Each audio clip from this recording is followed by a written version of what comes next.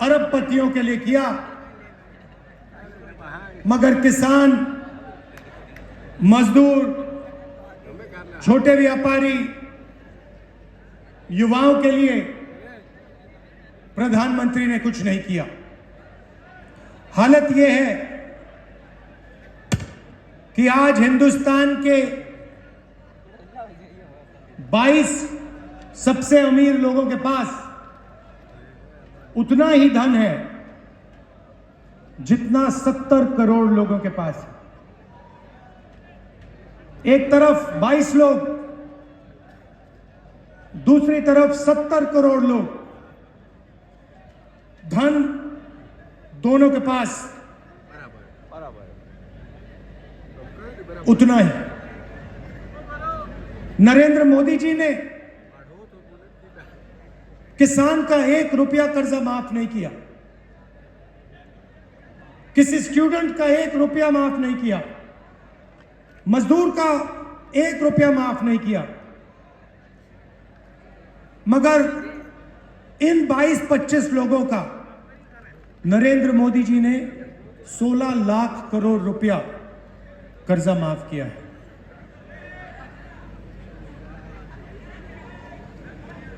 यह इतना बड़ा नंबर है कि जब हम ऐसे कहते हैं कि 16 लाख करोड़ रुपया माफ किया, तो आम आदमी को तो पता ही नहीं होता कितना है ये। तो मैं आपको बताता हूं, जितना पैसा मनरेगा को चलाने में 24 साल चलाने में लगता है, 24 साल का मनरेगा का पैसा नरेंद्र मोदी जी ने 20-25 लोगों का कर्जा माफ किया है। मनरेगा को 24 साल चलाओ, उतना पैसा इन्होंने 20-25 लोगों को दिया।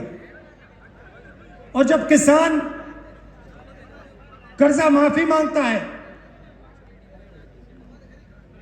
एमएसपी मांगता है, तो प्रधानमंत्री साफ कह देते हैं कि किसान को ना कर्जा माफ मिलेगा ना एमएसपी मिलेगी।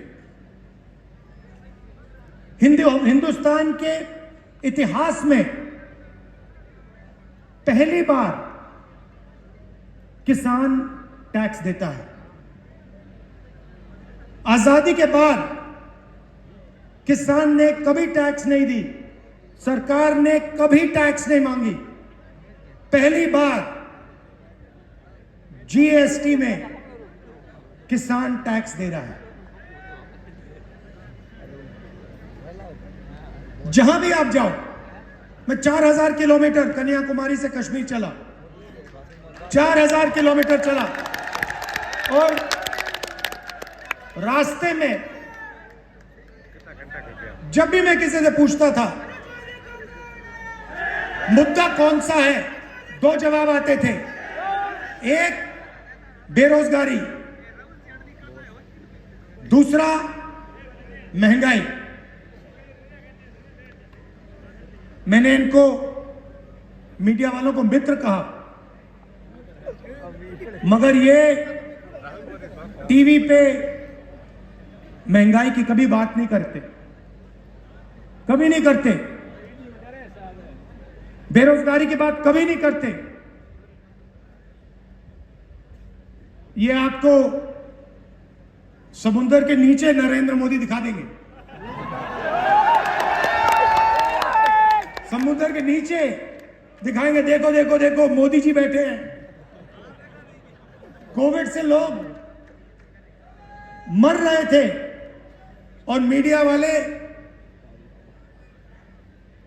देश को कह रहे थे, देखो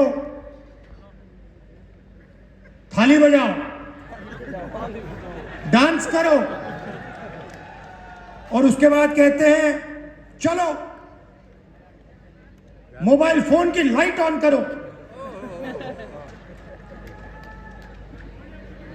ऑक्सीजन नहीं था, वेंटिलेटर नहीं थे, लाखों लोग मर गए। मीडिया ने आज तक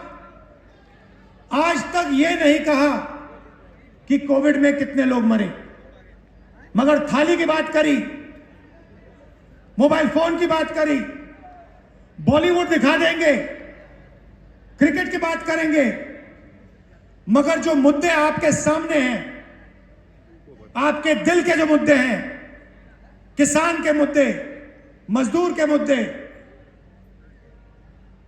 उनके बारे में मीडिया में आपको कभी नहीं दिखाई देगा। अब इनकी गलती नहीं है, ये जो यहां कैमरा लिए बैठे हैं, इनकी गलती नहीं है, ये ऑर्डर लेते हैं, इनको कहते हैं भैया देखो, तो ऊपर से जो ऑर्डर आ रहा है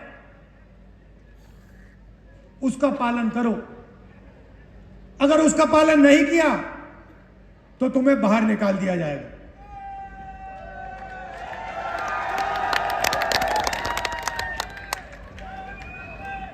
तो नरेंद्र मोदी जी ने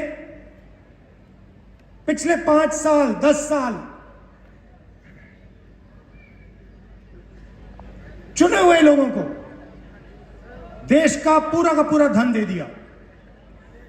आप जहां भी जाओ हिंदुस्तान में, कोने कोने में चले जाओ, आपको एक नाम दिखाई देगा, airport Adani, port Adani, highway Adani,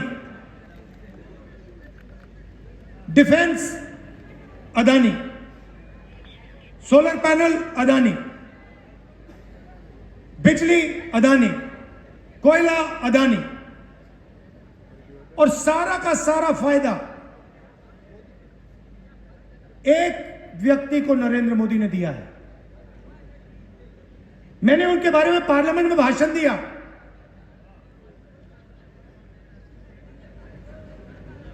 मेरी सदस्यता ले गए,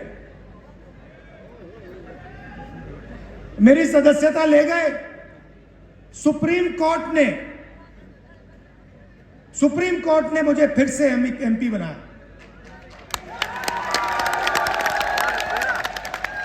और मैंने कहा क्या, मैंने सिर्फ नरेंद्र मोदी जी से यह पूछा, हर इंडस्ट्री में अदानी जी को दिखते हैं, देश की रक्षा हथियारों में अदानी जी, बिजली अदानी जी, कोयला अदानी जी। और मैंने मोदी जी से पूछा, मोदी जी आपका इनके साथ रिश्ता क्या है?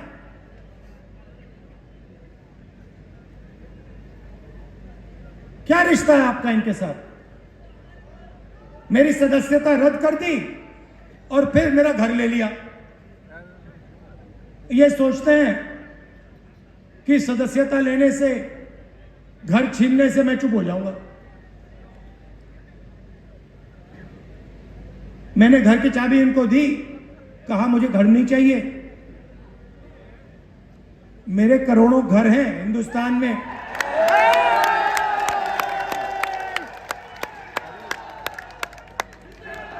करोड़ों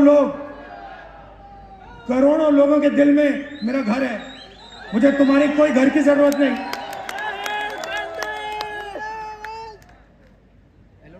तो अब सवाल उठता है कि जो नुकसान नरेंद्र मोदी जी ने पिछले 10 सालों में किया, उसके बारे में कांग्रेस पार्टी क्या करने जा रही है।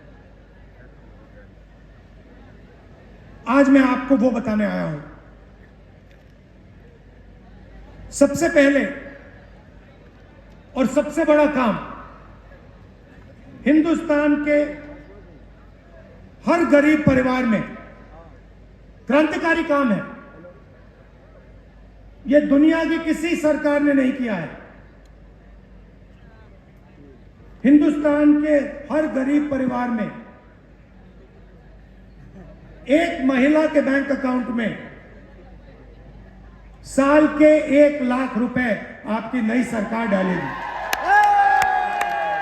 8,500 रुपए हर महीना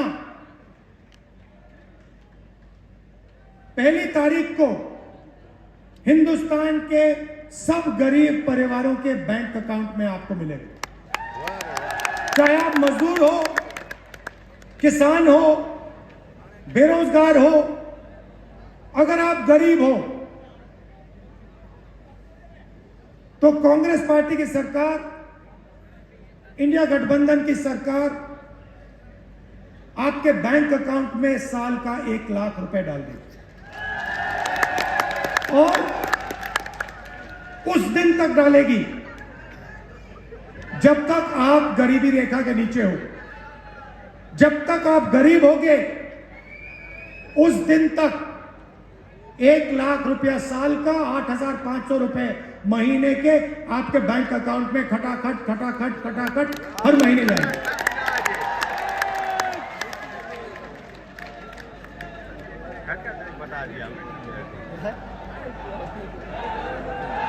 महिलाओं को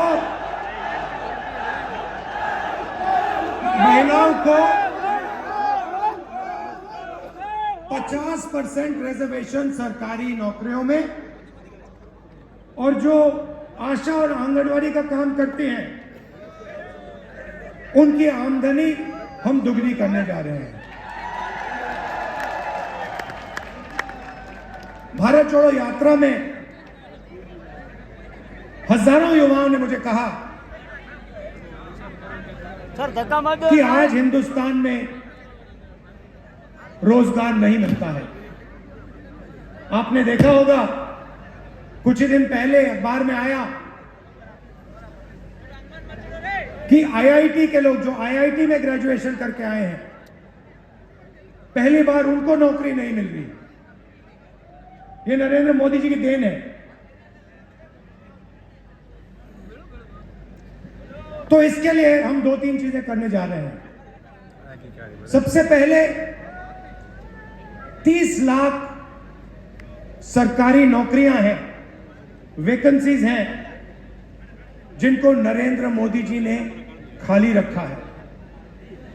उन 30 लाख वैकेंसीज को हम आते ही आपके हवाले कर देंगे।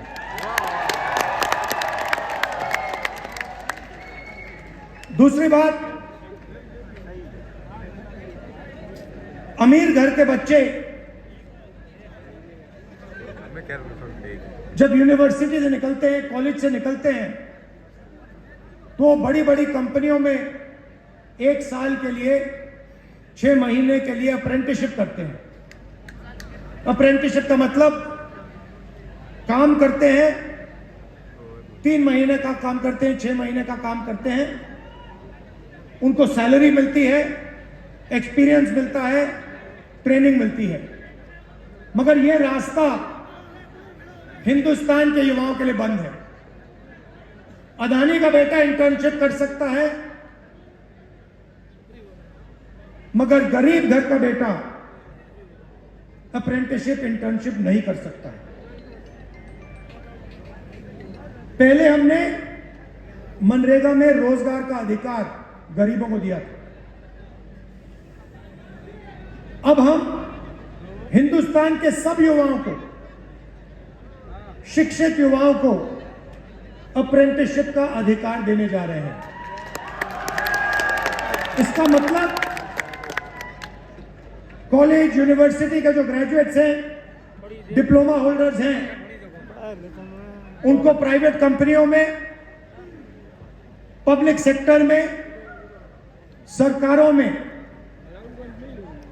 जो भी चाहेगा उसका अधिकार बनेगा कि 1 साल के लिए उसे अप्रेंटिसशिप मिले और 1 साल के लिए उसे 1 लाख रुपए हम देने जा रहे हैं। अग्निवीर के बारे में आप जानते हो, ये जो योजना है ये सेना नहीं चाहती थी। सेना अपने जवानों का आदर करती है।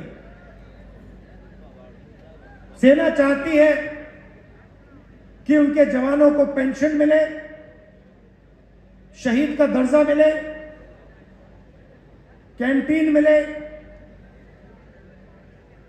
सेना अग्निवीर के खिलाफ है।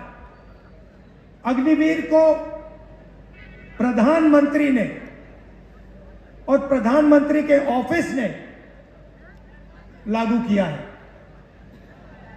जैसे ही हमारी सरकार आएगी,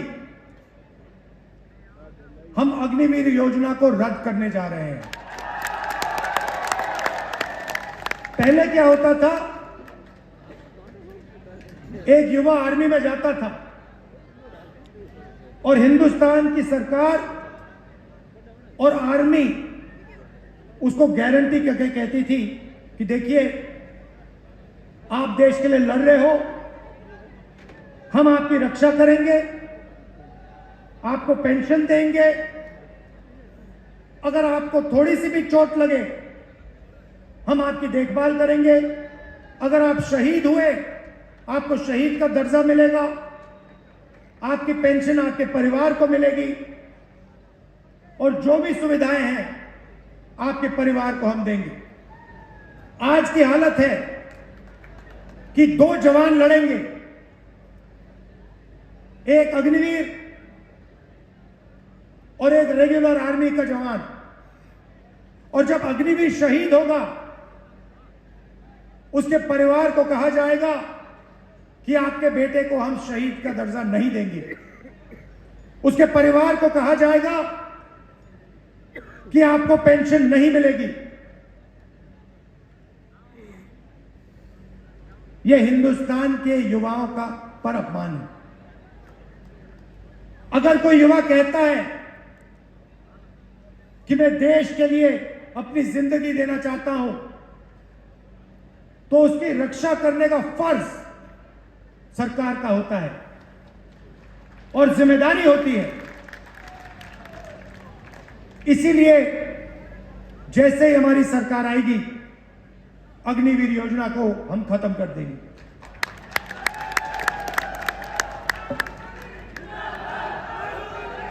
किसानों का बड़ा मुद्दा है। किसान पंजाब, हरियाणा, राजस्थान, मध्य प्रदेश, तमिलनाडु, हिंदुस्तान के हर प्रदेश में किसान दुखी है। किसान देख पा रहा है कि नरेंद्र मोदी जी अदानी जी की मदद करते हैं, अरबपतियों की मदद करते हैं। हिमाचल में अदानी जी को सेब का कंट्रोल दे दिया, 3 कानून बनाने की कोशिश की अदानी और अंबानी की मदद करने के लिए, मगर किसान को सही दाम नहीं मिलता। किसान कोई तोहफा नहीं मांग रहा, कोई फ्री गिफ्ट नहीं मांग रहा। किसान सिर्फ यह कह रहा है कि अगर कोई व्यापारी कुछ बेचता है तो उसे सही दाम मिलता है, हमें सही दाम क्यों नहीं मिलता? उसका पहला सवाल यह है। और दूसरा सवाल, उतना ही महत्वपूर्ण सवाल, किसान कहता है कि देखिए, अगर अरबपतियों का कर्जा माफ हो सकता है तो हमारा क्यों नहीं हो सकता? तो मैं राजस्थान के किसानों को कहना चाहता हूं और आपके माध्यम से देश के किसानों को कहना चाहता हूं, जैसे ही हमारी सरकार आएगी हम कानूनी एमएसपी आपके लिए बना देंगे। और जैसे नरेंद्र मोदी जी ने 16 लाख करोड़ रुपए उनका कर्जा माफ किया है, वैसे ही हम हिंदुस्तान के किसानों का फिर से कर्जा माफ करने जा रहे हैं।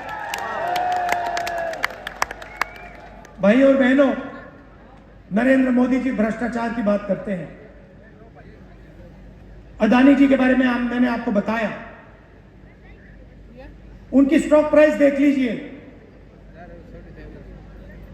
अदानी जी के स्टॉक प्राइस, शेयर प्राइस 2014 के बाद बढ़नी शुरू हो गई और बढ़ती जा रही है, बढ़ती जा रही है, बढ़ती जा रही है, क्योंकि हिंदुस्तान को मालूम है कि अदानी जी और हमारे प्रधानमंत्री का बहुत अच्छा रिश्ता है। नरेंद्र मोदी जी ने कहा कि मैं भ्रष्टाचार मिटाना चाहता हूं और इलेक्टोरल बॉन्ड स्कीम लाए। इलेक्टोरल बॉन्ड स्कीम में बीजेपी को हजारों करोड़ रुपए उद्योगपतियों ने दिए। नरेंद्र मोदी जी ने स्कीम कैसे बनाया?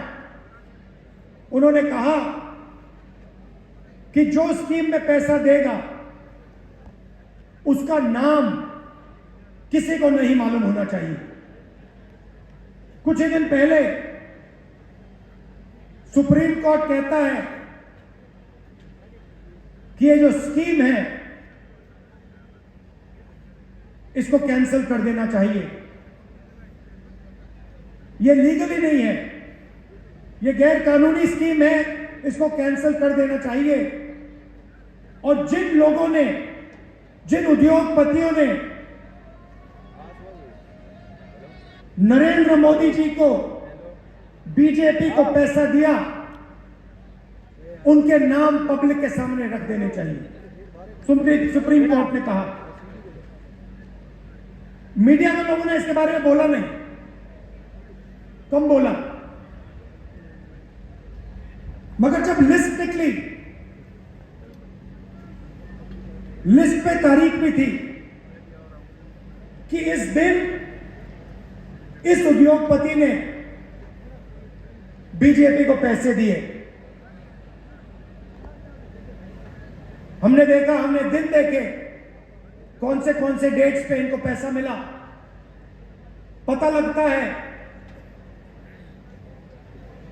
कि बड़ा कॉन्ट्रैक्ट, सड़क का कॉन्ट्रैक्ट एक उद्योगपति को मिलता है और उसी के 5-10 दिन बाद उद्योगपति हजारों करोड़ रुपए नरेंद्र मोदी और बीजेपी को दे देते हैं।